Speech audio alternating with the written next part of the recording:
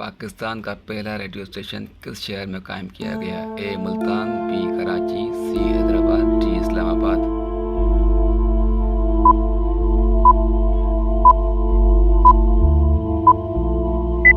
सही जवाब है बी कराची।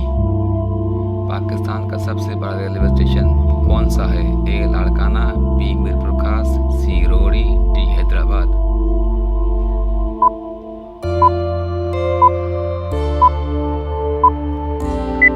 सही जवाब है सी रोहड़ी।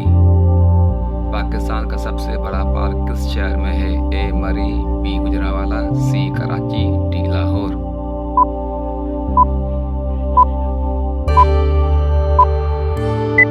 सही जवाब है डी लाहौर। पाकिस्तान की सबसे बड़ी खान कहाँ वाक़ है? ए केवड़ा, बी थर, सी पेशावर, डी ठट्टा।